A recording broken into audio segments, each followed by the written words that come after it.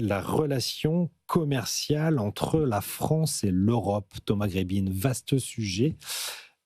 Comment recréer les conditions d'une concurrence équitable entre la France, entre l'Europe et la Chine. La Chine et l'Europe, bien entre sûr. La Chine et l'Europe. Ouais. Bon, il faudrait peut-être aussi au sein de l'Europe. Mais en tout cas, Emmanuel Macron, un des objectifs de cette visite, c'est en effet cette question du rééquilibrage des échanges commerciaux mondiaux, et c'est aussi le thème du G7 en 2026 à Évian, donc sous présidence française. Et c'est vrai qu'on connaît ces chiffres aujourd'hui, enfin dans les années qui viennent, la production chinoise, ça devrait représenter 30% de la production manufacturière mondiale. Donc c'est des chiffres inédits qu'on n'a jamais connus. C'est pas, on n'y est pas déjà aux 30%, oui, 30 à 40% en 2040. 30% aujourd'hui et 40% en effet.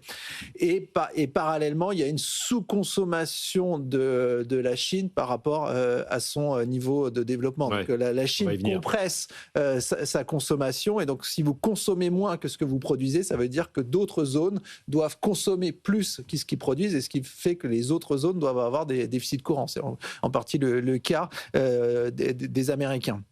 Et donc, tout l'enjeu, c'est comment on rééquilibre ça. Ouais. Et donc, on peut le faire soit de façon soft, en poussant les Chinois, en leur disant consommer davantage, créer un système de protection sociale, donc ce qui fera que vos ménages épargnent moins, des choses comme ça. Donc ça, c'est un peu des vœux pieux. Oui, pas sûr qu'ils nous écoutent, beaucoup de nos amis chinois. Et sinon, le gros débat, c'est est-ce qu'on accepte de rentrer dans un rapport de force avec la Chine en faisant une forme de bras de fer, comme l'a fait le président américain, en disant si vous voulez pouvoir accéder au marché européen, à nos 450 millions de consommateurs, il faut soit vous faites des transferts de technologie, vous investissez plus massivement, ce qui est aussi en partie un vœu pieux, ou bien on se ferme. On se ferme à l'américaine, on met un droit de douane de 30 à 40% pour que vos subventions massives, on réétablit, entre guillemets,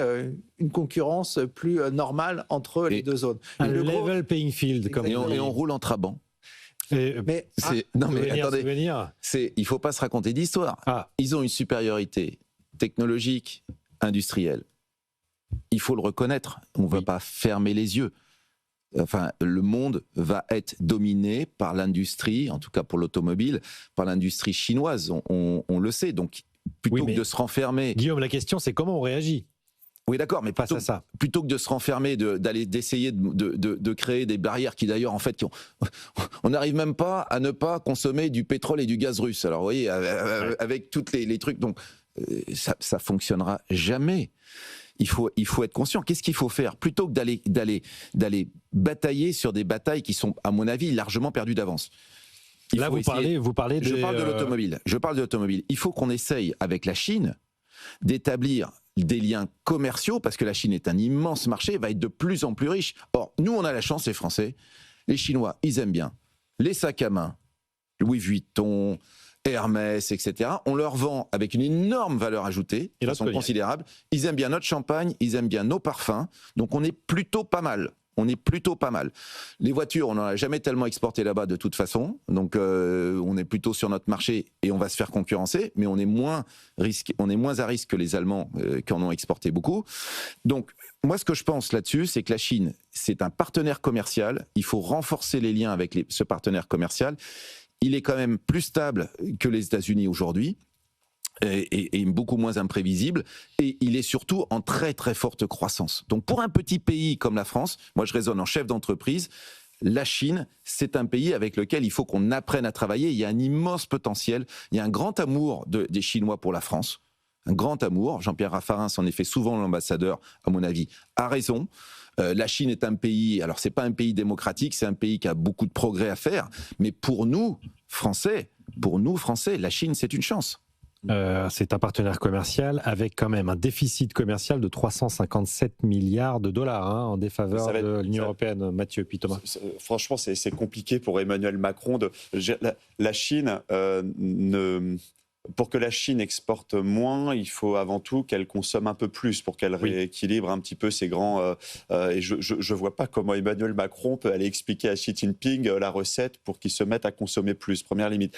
Après, c'est vrai qu'avec sa casquette de prochain président du G7, ça lui donne une légitimité, on va dire, institutionnelle pour essayer de proposer un plan pour le grand rééquilibrage mondial. Parce que c'est vrai que on s'en est... Les grands dirigeants mondiaux on s'en sont rendus compte plus que jamais lors du Covid. Tout s'est grippé, là on s'est dit ok, bon, comment est-ce qu'on est liés les uns aux autres, qu'est-ce qui ne va pas et qu'est-ce qui fait que parfois un grain de sable fait que toute la machine s'arrête. Et là, il y a eu une prise de conscience encore bien plus aiguë que d'habitude. On s'est dit ok, donc là, on vit dans un monde où on a une Chine qui produit trop, qui ne consomme pas assez, des États-Unis qui produisent pas assez, qui consomment beaucoup trop, et une Europe qui épargne beaucoup trop et qui n'investit pas assez. Mais on est dans une situation de vassalité. On est dans une situation de vassalité technologique vis-à-vis des États-Unis. On est dans une situation de vassalité industrielle vis-à-vis de la Chine. Quand est-ce qu'on va ouvrir les yeux et de se dire, nous sommes un petit pays, il faut être malin. Quand on est petit, il faut être malin. Et donc, il faut parier sur ses atouts. Le dernier aspect que je trouve assez spectaculaire, vous l'avez évoqué d'un mot, mais ça, c'est que cette revanche sur l'histoire, elle est complètement dingue. C'est qu'on est, on va aller, Emmanuel Macron avec sa délégation va aller dealer des transferts technologiques de la Chine vers et des textes européens doivent être présentés aujourd'hui les prochains jours. C'est ça. Pour imposer du transfert de technologie. Tout le monde veut son Made by China, quoi. C'est Thomas Grébine. Là où je suis pas d'accord par rapport à ce que dit Guillaume, c'est que je pense la question pour l'Europe demain, c'est quoi nos grands secteurs créateurs de richesse. Et ça peut pas être seulement le luxe, parce que c'est pas un secteur hautement technologique. Si vous voulez avoir des gains de productivité sur mais il y a de la marge, camarade. Certes, mais quand vous voyez ce qui se passe en Allemagne, qui était le cœur de l'industrie européenne, vous voyez comme les difficultés de l'industrie automobile allemande, les difficultés de l'industrie de la machine-outil allemande, l'industrie de la chimie, de la pharmacie. Vous voyez qu'en moins de 5 ans, les marques allemandes en Chine ont perdu 10 points de part de marché, 10 points de part de marché. Vous voyez la machine-outil, comment les constructeurs allemands sont en train de se faire sortir également du marché de la machine-outil en Allemagne. Une ancienne directrice de Volkswagen a été nommée directrice de BYD la semaine dernière. Qu'est-ce qui va se passer si face à ce rouleau compresseur chinois, si demain nos principaux secteurs créateurs de richesse en Europe se font balayer? Donc moi, je pense qu'il faut justement avoir une stratégie de pays en développement, même si on ne l'est pas tout à fait, en se protégeant sur nos secteurs stratégiques et en essayant de rattraper notre retard. Parce que sinon, je ne vois pas comment on va faire pour ne pas se faire balayer. Évidemment, on aura toujours le champagne, on aura toujours une partie du luxe, mais ça ne suffit pas pour créer de la richesse et pour rester une zone économique très riche. Surtout que même dans le luxe, les Chinois sont en train de monter très rapidement en valeur. Attention à ne pas refaire la bataille de l'acier et voilà et consacrer énormément de ressources publiques sur un secteur essentiel. Attention, il est aujourd'hui essentiel, mais il faut penser rebond. C'est-à-dire, il faut penser marché, il faut penser rebond. De quoi est-ce que le consommateur chinois, même le consommateur américain, de quoi est-ce qu'il aura besoin demain issu de l'Europe? Qu'est-ce qu'on peut leur apporter? Donc on a quelques secteurs où on est fort. Il faut qu'on se concentre sur les secteurs où on est fort. C'est de moins en moins clair, les secteurs où on est fort. Et je fais confiance à mes amis de Mercedes, de BMW et d'Audi pour essayer de réinventer, et évidemment de Stellantis, pour essayer de réinventer des produits qui vont pouvoir être en situation d'honnête compétition avec la Chine. Je ne suis pas sûr que les voitures chinoises représenteront 90% des voitures importées en Europe dans le truc. Donc, mais je pense qu'il faut toujours penser, évidemment, à préserver nos fleurons, ce qui existe. Il faut penser à l'étape d'après. Qu'est-ce qu'ils vont apprécier? Comment est-ce qu'on s'organise pour avoir plus de touristes chinois chez nous? Comment est-ce qu'on s'organise pour vendre plus de sacs à main? Comment est-ce qu'on défend le Made in France? Comment est-ce qu'on... Non, mais moi, je suis pragmatique. Je ne suis pas à essayer de rêver à demain une France dominatrice, retour à l'Empire, les années 20, les années 30, ou la fin du 19e qui a été, comme vous savez, la fin du 19e qui a été le fleuron et que la France était dans une situation de domination économique merveilleuse. on va pas retourner à ça. Il faut qu'on soit pragmatique. On est en situation de fragilité. Il faut qu'on aide nos entreprises, qu'on aide nos entrepreneurs, qu'on aide l'exportation, qu'on signe. Vous pouvez pas compenser 30 à 40% d'écart de coûts de production juste avec des aides. Surtout alors, vu nos sachez que ces écarts de coûts de production, c'est plus les salaires, de ce que j'ai compris des économistes aujourd'hui. Donc, mais ça joue aussi. Il y a tout un nombre de facteurs. La semaine dernière, Volkswagen disait que s'ils produisaient un certain nombre de modèles en Chine, c'était 50% moins cher que ce qu'ils peuvent faire en Europe. Donc, qu'est-ce qui va se passer si demain Volkswagen produit ses principaux modèles et délocalise sa recherche et développement en Chine? Qu'est-ce qui sera la création de richesse sur le sol européen demain? Donc je pense justement, je suis tout à fait d'accord qu'il faut voir à long terme, mais à long terme, moi je suis très inquiet sur notre capacité à créer durablement de la richesse. Et je crois que Volkswagen vient d'annoncer il y a quelques jours seulement la production de sa première voiture 100% chinoise, effectivement, première voiture qui n'est pas produite sur le sol allemand. C'était courant de la semaine dernière, effectivement. Je rappelle quelques chiffres. Alors bon, l'économie chinoise fait peur.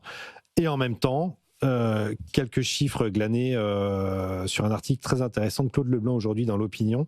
Sur 5300 entreprises cotées en Chine, un quart sont en perte sur les 9 premiers mois de l'année, c'est le pire résultat depuis 2002.